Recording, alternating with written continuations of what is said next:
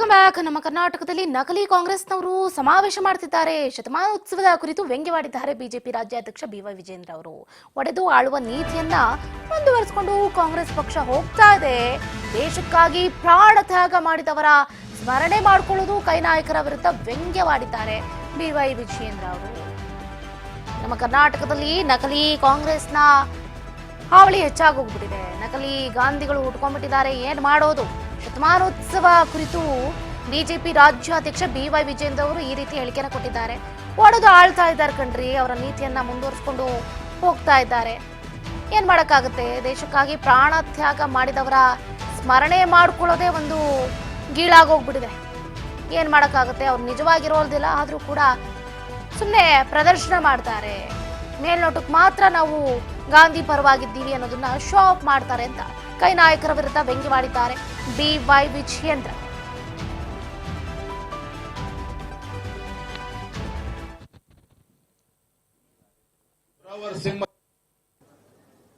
ಕಾಂಗ್ರೆಸ್ ಘಟನೆ ಆಗಿತ್ತು. ಸ್ವಾತಂತ್ರ್ಯ ಬಂದ ನಂತರದಲ್ಲಿ ಮಹಾತ್ಮ ಗಾಂಧೀಜಿಯವರು ಹೇಳಿದ್ರು ಈ ಕಾಂಗ್ರೆಸ್ ಅನ್ನ ವಿಸರ್ಜನೆ ಮಾಡಬೇಕು ಅಂತೇಳಿ. ಆದ್ರೆ ಅದನ್ನು ಒಪ್ಪಲಿಲ್ಲ.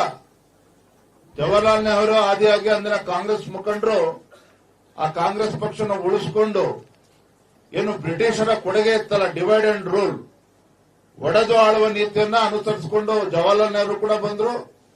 ಇಂದಿನ ಕಾಂಗ್ರೆಸ್ ಕೂಡ ಅದನ್ನ ಮುಂದುವರಿಸಿಕೊಂಡು ಹೋಗ್ತಾ ಇದ್ದಾರೆ. ದೇಶದಲ್ಲಿ ಒಡೆದಾಳುವ ನೀತಿಯನ್ನ ಮುಂದುವರಿಸಿಕೊಂಡು ಕಾಂಗ್ರೆಸ್ ಪಕ್ಷ ಹೋಗ್ತಾ ಇರ್ತಕ್ಕಂಥ ನೋಡ್ತಾ ಇದ್ದೀವಿ. ಹಾಗಾಗಿ ಇಂಥ ಸಂದರ್ಭದಲ್ಲಿ ವೀರ ಯೋಧರನ್ನ, ಯಾರು ತಮ್ಮ ಪ್ರಾಣವನ್ನ ದೇಶಕ್ಕೋಸ್ಕರ ಸಮರ್ಪಣೆ ಮಾಡಿದ್ದಾರೆ, ಅವರನ್ನ ಸ್ಮರಣೆ ಮಾಡ್ಕೊಳ್ತಕ್ಕಂಥದ್ದು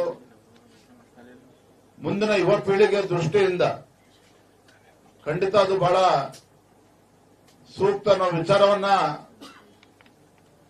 ಅರಿತುಕೊಂಡಿರ್ತಕ್ಕಂಥ ನಮ್ಮ ಪ್ರಧಾನಮಂತ್ರಿ ನರೇಂದ್ರ ಮೋದಿಜಿಯವರು ಈ ವೀರ್ ಬಾಲ್ ದಿವಸ್ ಅನ್ನು ಇಡೀ ದೇಶಾದ್ಯಂತ ಅವರನ್ನ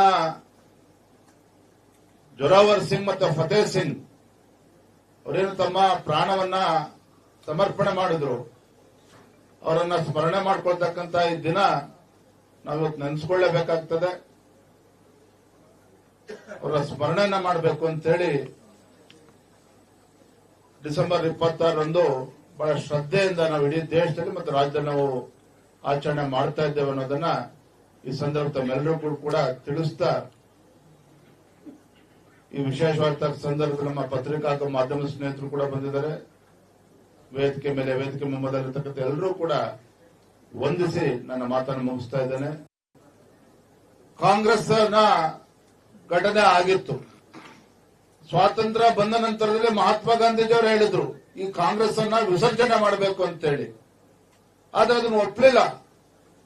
ಜವಾಹರ್ಲಾಲ್ ನೆಹರು ಆದಿಯಾಗಿ ಅಂದಿನ ಕಾಂಗ್ರೆಸ್ ಮುಖಂಡರು ಆ ಕಾಂಗ್ರೆಸ್ ಪಕ್ಷನ ಉಳಿಸಿಕೊಂಡು ಏನು ಬ್ರಿಟಿಷರ ಕೊಡುಗೆ ಇತ್ತಲ್ಲ, ಡಿವೈಡ್ ಅಂಡ್ ರೂಲ್, ಒಡೆದು ಆಳುವ ನೀತಿಯನ್ನ ಅನುಸರಿಸಿಕೊಂಡು ಜವಾಹರ್ಲಾಲ್ ನೆಹರು ಕೂಡ ಬಂದ್ರು. ಇಂದಿನ ಕಾಂಗ್ರೆಸ್ ಕೂಡ ಅದನ್ನ ಮುಂದುವರಿಸಿಕೊಂಡು ಹೋಗ್ತಾ ಇದ್ದಾರೆ. ದೇಶದಲ್ಲಿ ಒಡೆದಾಳುವ ನೀತಿಯನ್ನ ಮುಂದುವರಿಸಿಕೊಂಡು ಕಾಂಗ್ರೆಸ್ ಪಕ್ಷ ಹೋಗ್ತಾ ಇರ್ತಕ್ಕಂಥ ನೋಡ್ತಾ ಇದ್ದೀವಿ. ಹಾಗಾಗಿ ಇಂಥ ಸಂದರ್ಭದಲ್ಲಿ